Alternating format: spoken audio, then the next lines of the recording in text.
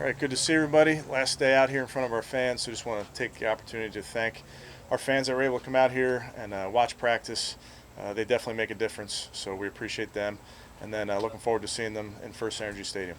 With that, I will take any questions.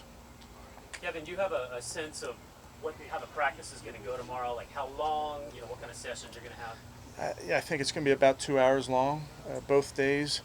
The second day we'll have some red zone work with them. We'll get 2-minute drills on both days, but it'll be a good practice for us. Kind of off that question, Kevin. Obviously, you sat down with Coach Judge to kind of go over things that you wanted. Like, what's that process like about getting things that you guys want to do and also things they need to do? Yeah, we just Joe and I spoke way back when in the spring and talked about doing this, and very open-ended with what do you need to see, what do we need to see, and here's what we've done, and share some schedules together, and then modify it with the coaches as the coaches talk to each other. And I know normally in practice sometimes you're giving the other team a look. Is that at all the case, or is this literally just kind of you guys going best on best? Yeah, I think it's you're not running cards to that point. There'll be competitive periods, but AVP will script the offense and get that to their defense coaches. Say, hey, we're in this personnel in these plays, so that they can script their defense. So you're working together to make sure you get good work. Is Joe still mad you beat him out for the quarterback job? No. Joe's a good coach, good man. Excited that he's going to be out here. Can't wait to catch up with him. You talked about how much he loves ball. Was he a guy at that age? I know that's 25 years ago, Kevin, but that you could identify as somebody that was going to stay around football his whole life? Yeah, without a doubt. I know his dad played football. It's important to Joe's family. I played with Joe's older brother, Jim, so definitely a football family. How does that relationship factor into you guys getting this? Yeah, it's a together? huge deal. I know what Joe's about. I know what he believes in. So there's that relationship there where we know our two teams, and I think you can get good, productive work when you have that. What level of speed would you say you're going to go at in the team period? Full speed. Full speed? Yeah. No. Not live, but full speed. Is it fair to say, guys that we don't see out here today, probably not going to see them Thursday and Friday?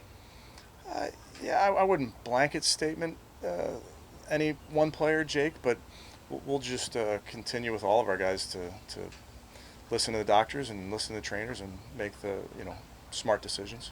Will you do one-on-ones against the Giants before the team period? Like We will receiver do. versus cornerback? We will. Yes. Yep. And how did yesterday's the first day back for Grant and Ronnie? Yeah. Both in team drills. How did both look?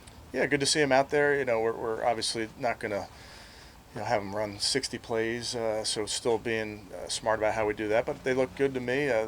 Both Grant and Ronnie have good understandings of what we're doing schematically, so I thought they did a nice job out there.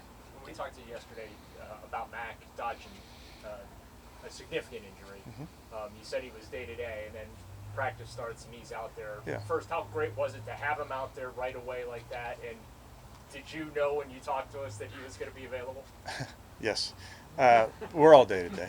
I would tell you with that, any injury in any game, when a guy leaves the game, you hate to see it. Your mind immediately goes, I hope this is okay. And when we get that MRI imaging back, and we're hoping that we get good news. So with Mac, I feel like we got some good news, and I mean, he's injured, so he's truly, still working through an injury. But it was great to see him back out there.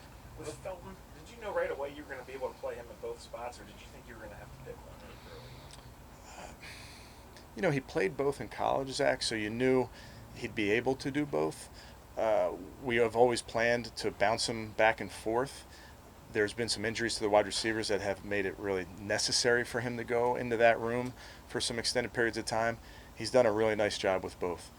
So we're going to try and keep him at the running back position as much as we can this week, get a good look at him there. But with his tape and his experience, it's not surprising that he can do both. We've talked to Ronnie about how tough it is to kind of come in September and find a place to live after learning the defense. But from a coaching standpoint, do you feel more comfortable with him? I mean, you guys kind of had to get to know him on the fly a little bit last year, too. Are you more comfortable with him now? Without a doubt. And has he been here a calendar year? When did he get here? I don't think you're. Yeah. So, testament to him that he was able to come in and learn. And it was a similar scheme that he was coming from in Jacksonville, but he really took it upon himself to understand what we were doing and then grow his role as the weeks were on. But yeah, I just think it's a great example of guys that come in mid-season, late in the season, training camp, and you want them to hit the ground running, and Ronnie certainly did that. Is it fair to say that Odell is not quite ready for live team snaps? I think we're just following the discretion of the medical team, is what I would say. Do you think some jobs could be settled over these next 2 days? And you got to look to Kansas City coming up soon. Yeah, I would tell you, Tony, that with these 2 days, obviously it's great work against a really quality opponent, and then with the preseason game. But we don't want to overvalue these 2 days versus last week Thursday or whatever it is. We want to make sure that this whole thing is a body of work. Will it be a good opportunity for guys to go up against a different scheme? Absolutely. But to say that jobs will be decided by these two, I think would probably be a little strong. Stump said that you give him a number of carries for Nick Chubb before a game, and he tries to stick real close to that. Mm-hmm. What goes into deciding what that number is? I think, historically you got to think about 17-game season, how many carries you want a guy to come out of it with, how many touches you want a guy to come out of it with. So seeing where Nick is in that part of the season helps us, with Nick in mind, helps us with a magic number, if you will. Stump does a great job of monitoring it and making sure that the flow of the game is what's most important. So, we're not overly dogmatic about it has to be this, but we want to start somewhere and say, here's the ballpark that we're looking for. I would think it's easier with Kareem, right, that you don't feel the need to overwork Nick, but are there times when he's rolling off run after run where it's like, I don't know, maybe we should stick with him for a while? And again, I'd tell you that's where we're lucky to have Stump Mitchell. I think Stump has a great feel for that. When a guy is having, like you said, breaking off a couple of big runs and you can keep him in there. There's other times when Stump can see him in his body language that he needs a break, and that's where the next guy comes in. And you'll see that with Kareem as well. Kareem will get his opportunity to break off a couple, and then here comes Nick because Kareem needs a blow. Do you have those magic numbers across offensive skill? I'd say it's more important from the running back position. We talk about how many times we'd like this player to touch it in a given game, but those are conversations that happen, during the week, and then it's hard to stick to it too much on a Sunday. Kevin, even when you guys struggled defensively last year, you were generally pretty good at taking the ball away. Mm-hmm. Is that something you can really teach and emphasize, or is it more randomness? No, we emphasize it. You achieve what you emphasize, and we say we're all about the ball here. And if you pay attention to right after a stretch, we go right into a turnover circuit with the defense. And conversely, it's important that the offense understands how important it is to protect that ball, whether you're the quarterback touching every play, the running backs, tight ends, wide receiver, whatever it is. We want to make sure that on both sides of the ball we recognize how important winning that turnover margin is. So it's definitely something we emphasize. When it comes to Felton, is it necessary to practice some at both positions on the same day before you can trust them in a game like that? That's a good question. I think once we get to a game, I think we will have honed in on a specific position for him. Knowing the kid and knowing how he prepares, I'm pretty confident that he could go and do either within the course of a game. Presuming he makes the team, could you change him from week to week because of the matchup? Potentially, you got to also think about how our defense is going to treat him. A lot of defenses, when they play against a running back that's lined up in the slot or empty a lot, they treat him as a wide receiver, so you may get more of a nickel defense. So those are the type of things that Dimitrik, if he's deserving of being here, he needs to carve out his own role, and that's a work in progress, and we'll see how it shakes out over the next couple weeks.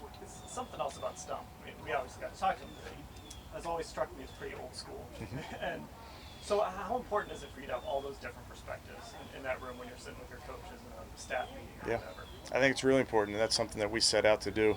Wanted to have a diverse staff in thought, a diverse staff in age, just making sure that we heard from different people from different backgrounds. I think Stump is an old school coach. He coaches his guys hard. He has the respect immediately of the players, the coaches, with his background, so we're lucky to have him. He joked that he would get yelled at if he went over the numbers for Chubb and Hunt. I assume he was kidding. Yelled at by me? Yeah. I'm not yelling at Stump. Have you seen Stump?